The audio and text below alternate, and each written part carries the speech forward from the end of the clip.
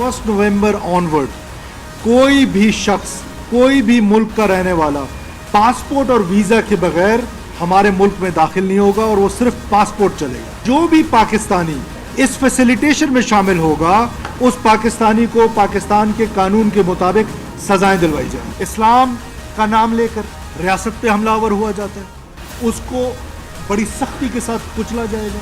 हम किसी ऐसे जत्थे को प्रमोट नहीं होने देंगे इस पाकिस्तान में और किसी को उन पर अपनी अक़लियतों पर हमलावर होने नहीं देंगे।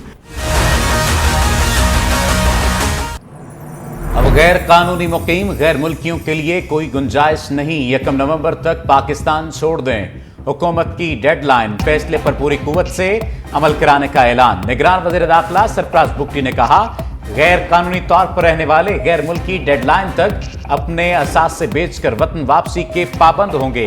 डेडलाइन खत्म होने पर गैर मुल्कियों को मुल्क बदर और जायदादें कर्क कर दी जाएंगी।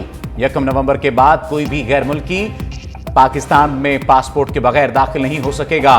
गैर कानूनी शनाख्ती कार्ड रखने वालों की निशानदही करने वालों को इनाम दिया जाएगा। मजीद बोले, पाकिस्तान आइन के मुताबिक चलेगा, बंदूक के जोर पर किसी एजेंडे को तस्लीम नहीं करेंगे, किसी जत्थे को अक़लियतों पर मुसल्लत नहीं होने देंगे।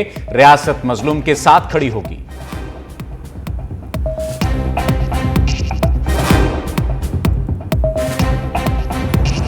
सिपा सलार की सरहद पार बैठे दुश्मन पर लफ्जी स्ट्राइक। अल्लामा इकबाल का शेर पढ़कर 2 टोक वार्निंग। कहा, ना समझोगे तो मिट जाओगे ए हिंदुस्तान वालों, तुम्हारी दास्तान भी ना होगी दास्तानों में। एपेक्स कमेटी इजलास में army chief general Asim Munir ने कहा, रियासत की रिट कायम करने के लिए हर हद तक जाएंगे। किसी भी मुल्क या किसी भी पॉलिसी से ज्यादा पाकिस्तानी कौम मुकद्दम। मसाइल का सामना करने के लिए हमें खड़ा होना होगा। इसके अलावा पाकिस्तान के पास कोई रास्ता नहीं। पाकिस्तान के पास एक ही ऑप्शन है और वो ये कि हमें इन चैलेंजेस से निपटना है। इजलास से पहले निगरान वज़ीर आज़म अनवारुल हक काकड़ और army chief general Asim Munir के दरमियान अलहदगी में मुलाकात। अभी तक हमें जनवरी से लेकर अभी तक हम पर 24 सुसाइड बॉम्बिंग्स हुई हैं। 24 सुसाइड बॉम्बिंग्स। उस 24 में से 14 बॉम्बिंग्स जो हैं वो अफगान नेशनल्स ने किए हैं। अफगानी लोग थे जिन्होंने हम पर हमला किया है। भाईचारे का नाजायज फायदा उठाने वालों की हकीकत खुल गई। निगरान वज़ीर दाखिला सरफराज बुगटी ने आदाद-ओ-शुमार सामने रख दिए। कहा, हंगू में 12 रबीउल अव्वल का दहशतगर्द हमला भी अफगानी ने किया। जनवरी से अब तक 24 खुदकुश हमले हो चुके, 14 अफगानी शहरियों ने किए। दहशतगर्दी के बेशतर वाक़यात में भी अफगान शहरी मुलव्वस। पाकिस्तान वाहिद मुल्क है जहां गैर मुल्की पासपोर्ट के बगैर भी आ सकते हैं। स्मगलिंग और ज़ख़ीरा अंदोज़ी की रोकथाम के लिए चेक पोस्टें बना दी। शनाख्ती कार्ड के इजरा में बहुत ज़्यादा बेकायदगियाँ हैं। गैर मुल्कियों की शनाख्त के लिए DNA टेस्ट होंगे। वज़ारत दाखिला और कौमी सलामती ने गैर कानूनी अफगानियों का डाटा इकट्ठा कर लिया। मुल्क बदरी के लिए तालिबान हुकूमत का दबाव मुस्तरद।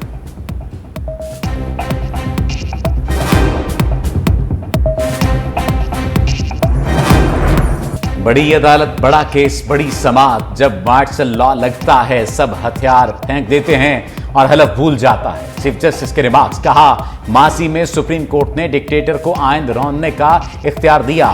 फर्द वाहिद का इख्तियार तबाही फैलाता है। क्या आप अगले मार्शल लॉ का दरवाजा हमसे खुलवाना चाहते हैं? अगर पार्लियामेंट कहती है मार्शल लॉ की तौसीह गलत है तो क्या ऐसा नहीं होना चाहिए? हमें पार्लियामेंट की कदर करनी चाहिए।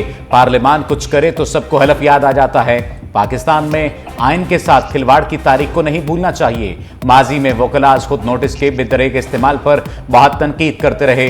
नजरसानी में अपील का हक मिलने से आपको क्या तकलीफ है? चीफ जस्टिस के फायदे को छोड़ें, ये बताएं अवाम को क्या फायदा होगा।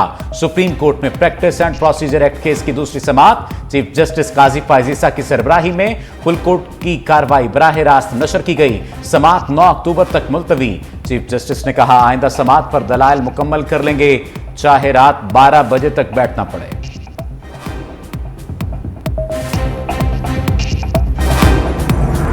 पहले मार्शल लॉ को सुप्रीम कोर्ट ने अपील में दुरुस्त करार नहीं दिया। जस्टिस मुनीब अख्तर के रिमार्क्स। कहा, सुप्रीम कोर्ट गलती पर मुस्तकबिल में इसकी दुरुस्तगी कर सकती है।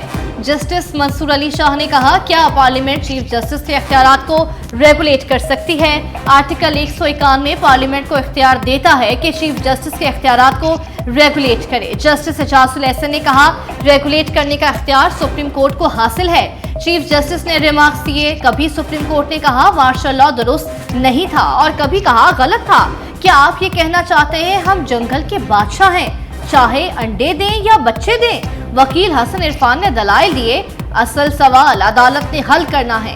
चीफ जस्टिस ने कहा, अगर हमने ही करना है तो आप बैठ जाएं, हम खुद देख लेते हैं। चीफ जस्टिस के रिमार्क्स पर कमरा अदालत में कहे लग गए। अगर इतना ही बुरा कानून है तो कल जब आप पार्लियामेंट जाएं तो कानून खत्म करने के लिए बिल लाएंगे। चीफ जस्टिस का वकील पीटीआई से मुकालमा। वकील ने जवाब दिया, हो सकता है आईनी तहफ्फुज़ दे दें, हर मार्शल लॉ भी ऐसी बुनियाद पर लगा कि पार्लियामेंट काम नहीं कर रही। जस्टिस अतर मिनल्लाह ने इस्तफसार किया कि आप कानून साजी को दुरुस्त मानते हैं। वकील ने कहा, मैं ऐसा नहीं कह रहा। जस्टिस अतर मिनल्लाह ने रिमार्क्स दिए, क्या आप ये मान रहे हैं फर्द वाहिद को इख्तियार नहीं मिलना चाहिए? वकील पीटीआई ने दलाइल दिए, मैं दोनों इंतहाओं के खिलाफ हूं। कोई बैरूनी एजेंसी सुप्रीम कोर्ट को रेगुलेट नहीं कर सकती। चीफ जस्टिस ने रिमार्क्स दिए, हमें ऐसे माइंडसेट को तब्दील करने की जरूरत है। मुशावरत से काम करने का हुक्म अहकामात इलाही से है। हमारे नबी करीम सल्लल्लाहु अलैहि वसल्लम हर काम मुशावरत से करते थे। पार्लियामेंट ने भी यही कहा है कि मुशावरत करें। इख्तियार पार्लियामेंट को नहीं, खुद सुप्रीम कोर्ट को हासिल है। प्रैक्टिस एंड प्रोसीजरल एक्ट से मुताल्लिक दरख्वास्तों की समाअत के दौरान जजेस ने अहम सवाल उठा दिए। जस्टिस एजाजुल एहसन ने कहा, जब आइन ने आर्टिकल 184(3) में अपील का हक नहीं दिया तो ये आईनी मंशा नहीं थी। अगर ये मंशा अब है कि आर्टिकल 184(3) में अपील का हक दिया जाए तो इसका वाहिद हल आईनी तरमीम के जरिए है। सवाल यह है कि अपील का हक देने का इख्तियार किसका है? जस्टिस अतर मिनल्लाह ने कहा, आर्टिकल 184(3) के तहत इख्तियार पहले से सुप्रीम कोर्ट के पास है। पार्लियामेंट ने इस इख्तियार को बढ़ाया। अगर आइनसाज समझते हैं कि आर्टिकल 184(3) में अपील होनी चाहिए तो आर्टिकल 185 में शामिल कर देते।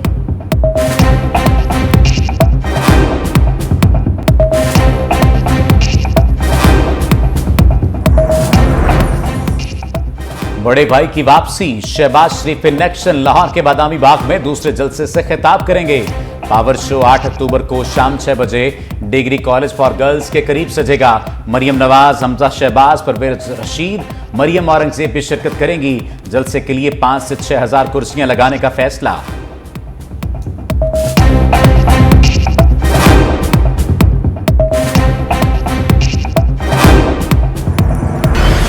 राना सनाउल्लाह ने पाकिस्तान की तमाम मुश्किलात का हल बता दिया। न्यूज कॉन्फ्रेंस में कहा, नवाज शरीफ पाकिस्तान की जरूरत है, इसलिए वापस आ रहे हैं। उन्हें पाकिस्तान से जाने पर मजबूर किया गया। आज हम मुआशी तौर पर तबाही के दहाने पर खड़े हैं। कौम को ऐसे लीडर की जरूरत है जो मुश्किलात से निकाले। लीगी कायद 3 मरतबा वजीर आजम रह चुके, उनकी कारकर्दगी आवाम के सामने। सवाल ये है कि आवाम भी नवाज शरीफ को मसाइल का हल समझते हैं या नहीं। मुबस्सरीन के मुताबिक नवाज शरीफ के लिए मौजूदा हालात में मुकाबला करना इतना आसान नजर नहीं आता। और फिर 2013 में 30वीं दफा वज़ीर आज़म बने। अल्लाह के फजल करम से इस दफ़ा 4थी दफ़ा वज़ीर आज़म बनने नवाज शरीफ वापस आ रहा है। मियाँ साहब वापस आएंगे। इंतखाबात जो है जनवरी में, एक 25 और 28 जनवरी की तारीख भी सामने आ चुकी है। नवाज शरीफ 4थी बार वजीर आजम बनने आ रहे हैं। ख्वाजा आसिफ का बड़ा दावा। सियालकोट में तंजीमी इजलास, सायरा अफजल तारड़ और मकामी क़यादत की शिरकत। साबिक वजीर दिफा ने कहा, मुशर्रफ दौर में नवाज शरीफ जिला वतनी से वापस आए लेकिन उन्हें डिपोर्ट कर दिया गया। वो मार्शल लॉ का दौर था। 2018 में अपनी बेटी के हमरा वतन वापस आए। लीगी कायद को पता था उन्हें गिरफ्तार होना है। नवाज शरीफ की वापसी की तारीख हतमी है। जैसे जैसे 21 अक्टूबर की तारीख करीब आ रही है, कारकुनों में जोशो जज्बा बढ़ रहा है। हल्का बंदियां मुकम्मल हो चुकी। इंतखाबात जनवरी में होंगे।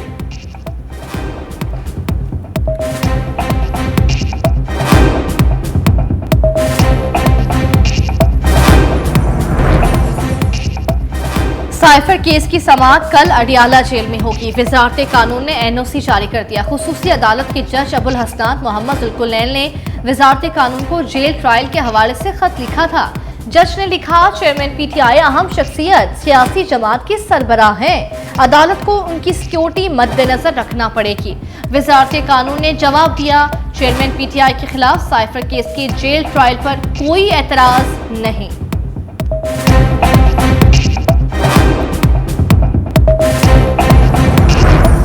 चेयरमैन तहरीक इंसाफ की जान को खतरा, बुशरा बीबी की दरखास्त समाअत के लिए मुकर्रर। सिक्योरिटी से मुताल्लिक दरखास्त पर रजिस्ट्रार ऑफिस के एतराज़ात खत्म। Chief justice Islamabad high court ने दरखास्त पर समाअत 5 अक्टूबर को मुकर्रर कर दी। 19 करोड़ पाउंड करप्शन और तोशाखाना केसेस में अदम पैरवी पर दरखास्त जमानत खारिज करने के खिलाफ दायर दरखास्तों पर कल समाअत। चेयरमैनशिप से हटाने के लिए इलेक्शन कमीशन में केस की समाअत 10 अक्टूबर को होगी। पीटीआई को इंतखाबी निशान अलॉट करने से रोकने के लिए दरखास्त पर इलेक्शन कमीशन 11 अक्टूबर को समाअत करेगा।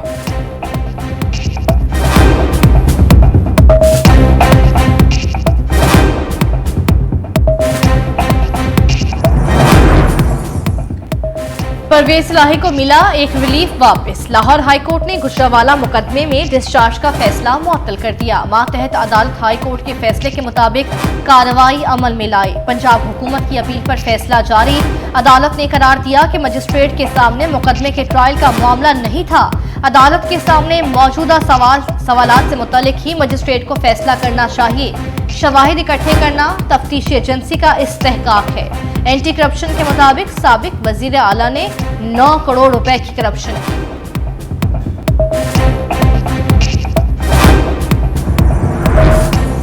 कयामत खुद बताएगी कयामत क्यों जरूरी थी। कैसे एक बाप ने अपने हाथों अपनी दुनिया उजाड़ दी। लाहौर में 4 कमसिन बच्चों का कातिल कोई और नहीं, वालिद निकला। सीने से लगाने के बजाय जिगर के टुकड़ों को खुद से अलग कर दिया। तस्वीर बनाने के बहाने नहर पर लेकर गया। एक साथ धक्का देकर सांसें छीन ली। एक वाक़ा ड्रामा रचाया। 3 अफराद को गिरफ्तार करवाया। अदम बाजियाबी पर एहतजाज की धमकी दी। पुलिस को शक गुजरा तो बदबख्त ने सब कुछ उगल दिया। लाशें निकालने के लिए रेस्क्यू ऑपरेशन कल तक मुलतवी।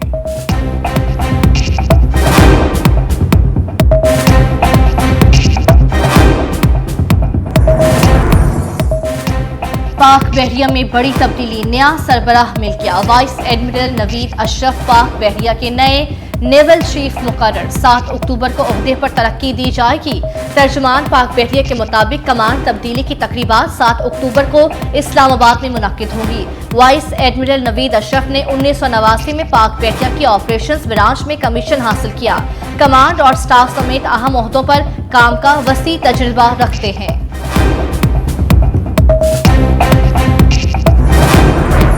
नामुवाफिक मुआशी हालात। पाकिस्तान में गुर्बत की शरह 34.2% से बढ़कर 39.4% तक पहुंच गई। आलमी बैंक ने पाकिस्तान डेवलपमेंट अपडेट रिपोर्ट जारी कर दी।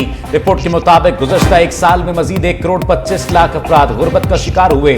महंगाई, माली खसारे में इजाफा, रुपए के मुकाबले डॉलर की ऊंची उड़ान बड़ी वजह करार। पाकिस्तान का GDP ग्रोथ 1.7% तक महदूद रहने की पेशगोई।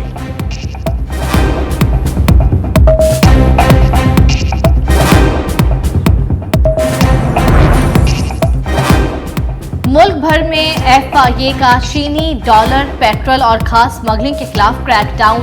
वजारत दाखिला ने FIA से तफसीलात मांगी। डायरेक्टर जनरल FIA की तमाम जोनल डायरेक्टर्स को 2 दिन में रिपोर्ट पेश करने की हिदायत। हवाला हुंडी और करेंसी की गैर कानूनी एक्सचेंज में मुलव्विस अनासर के खिलाफ 172 छापा मार कार्रवाइयां। 170 मुकदमात दर्ज। 239 मुल्जिमान गिरफ्तार। 26 इंकारियों की तफ्तीश भी मुकम्मल। मजमूई तौर पर 66 करोड़ से जायद मालियत की मुल्की और गैर मुल्की करेंसी बरामद की गई। लेस्को की अनोखी मंतक। 30% से जायद लॉसेस वाले फीडर्स पर बिजली 12 घंटे बंद रखने का फैसला। शाम 6 से सुबह 6 बजे तक लोड शेडिंग की जाएगी। लेस्को के कुल 97 फीडर्स के लॉसेस 30% से ज्यादा। बिजली चोरी में कसूर पहले नंबर पर। 75 फीडर्स पर लॉसेस 30% से ज्यादा। नॉर्दर्न सर्कल में 11, ईस्टर्न सर्कल में 3 फीडर से चोरी। शेखुपुरा के 3, ओकाड़ा के 1 फीडर के लॉसेस 30% से ज्यादा। साउथ सर्कल के 4 फीडर्स पर लॉसेस 30% से ज्यादा। बिल पूरा अदा करने वाले सार्फिन का क्या कसूर? शहरियों ने सवालात उठा दिए।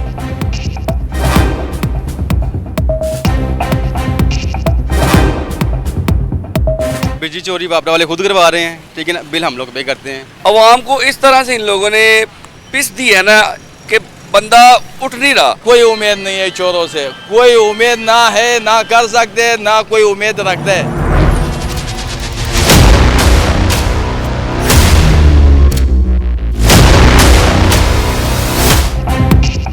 डॉलर के मुकाबले में रुपए की कदर मजीद मुस्तहकम। इंटरबैंक में 1 रुपया 4 पैसे कमी से डॉलर 285 रुपए 72 पैसे पर बंद। ओपन मार्केट में डॉलर 286 रुपए पर फरोख्त। दूसरी जानिब पाकिस्तान स्टॉक एक्सचेंज में 129 पॉइंट्स का इजाफा। 100 इंडेक्स 46,756 की सतह पर बंद हुआ।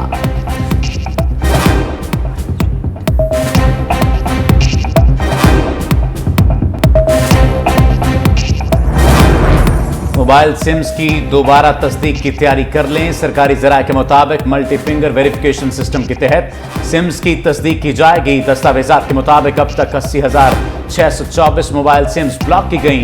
4.5 मिलियन गैर फाल सिम्स को भी ब्लॉक किया गया। 8,629 रिटेलर्स और 95 फ्रेंचाइजीज के खिलाफ कार्रवाई। 24 एहलकार बर्खास्त, 5 गिरफ्तार भी हुए। पाकिस्तान की सिम्स रोमिंग पर अफगानिस्तान और दूसरे कई ममालिक में काम नहीं करेंगी। एक पासपोर्ट पर अब सिर्फ एक ही सिम खोली जाएगी।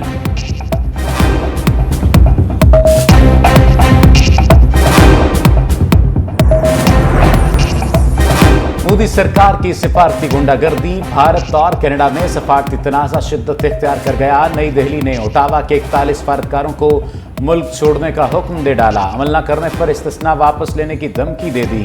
भारतीय मीडिया के मुताबिक भारत ने कनाडा को फौरी तौर पर अपने सफारतकारों की तादाद में 1/3 कमी लाने का कह दिया। कैनेडियन सफारतकारों को वापस जाने के लिए 10 अक्टूबर की डेडलाइन दे दी है। भारत में कनाडा के 62 सफारतकार मौजूद हैं।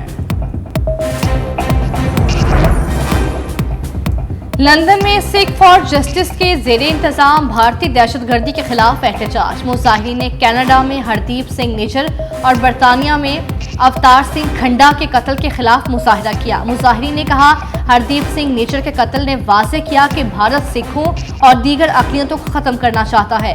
कैनेडियन वज़ीर आज़म की जानिब से भारतीय दहशतगर्दी को पूरी दुनिया के सामने बेनकाब करने पर खालिस्तान तहरीक को नई जहत मिली।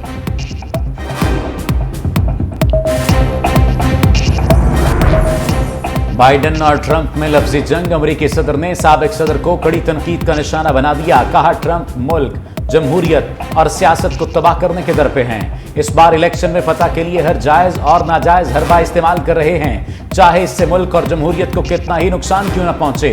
जो बाइडेन ने ट्रंप की जमात के अरकान असम्बली को इंतहा पसंद करार दे दिया।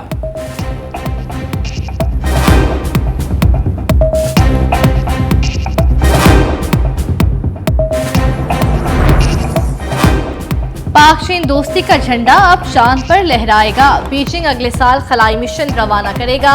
चिंग E6 रोबोटिक लूनर पाकिस्तान से पेलोड चांद पर ले जाएगा। मिशन फ्रांस, इटली और यूरोपीय स्पेस एजेंसी से साइंसी सामान लेकर चांद की सतह पर उतरेगा। कामयाबी की सूरत में पहली बार ऐसा होगा कि चांद की फॉर साइड से सैंपल इकट्ठे किए जाएंगे।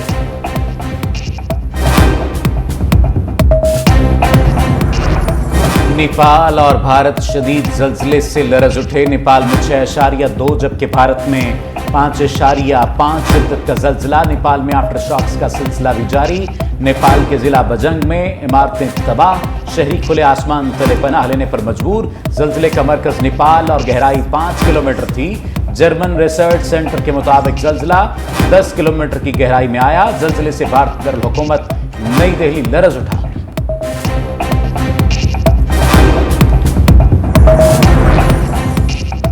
फिजिक्स का नोबेल इनाम 3 साइंसदान के नाम। अमेरिका की ओहायो स्टेट यूनिवर्सिटी की पेरा गोस्तेनी, जर्मनी के इंस्टीट्यूट ऑफ क्वांटम ऑप्टिक्स के फेरनिक क्राउस और स्वीडन की लैंड यूनिवर्सिटी से NLO होलियर के नाम रहा।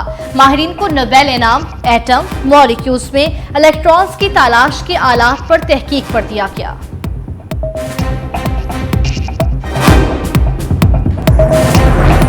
एशियन गेम्स में पाकिस्तान के एक और मेडल की उम्मीद दम तोड़ गई। Javelin thrower Arshad Nadeem injury के बायस दस्तबरदार। कौमी एथलीट घुटने की इंजरी की वजह से एशियन गेम्स से बाहर हुए। गुज़श्ता रोज की गई MRI रिपोर्ट में इंजरी की तस्दीक।